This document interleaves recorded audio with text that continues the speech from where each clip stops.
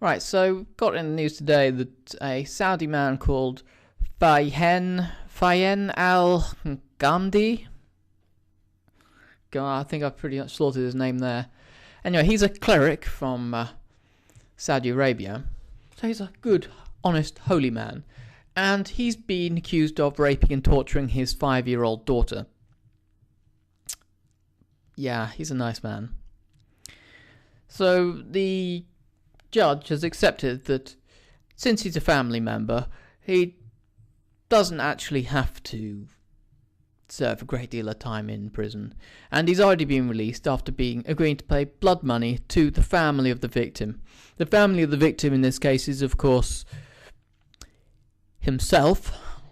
Well, he's paying the money to his wife, his current wife, which is paying money to your wife. She probably shares a bank account with you to make up for the fact that you repeatedly raped and burned your child until she died, giving her multiple broken limbs, doesn't inspire great confidence in the legal process of Saudi Arabia. But another cleric has said that the problem was that of the daughter. I suggested that all children from the age of 3 should be wearing burqas to remove the temptation.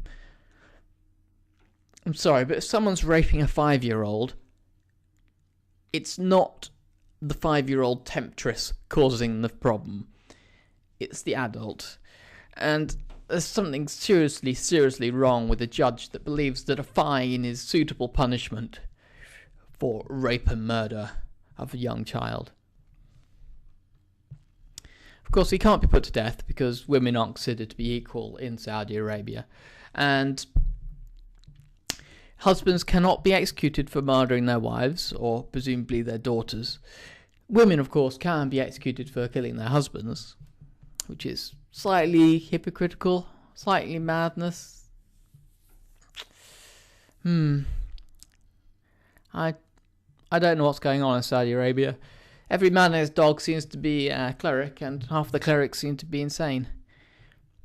You always think that it's like they think that hiding these problems will make them go away. But it turns out that only when you reveal them that you actually solve the problem. In the 1970s and 80s, virtually nobody was being arrested for paedophilia or rape. And now we have all the cases of Jimmy Savile and dozens of others being arrested for sexual offences during that period.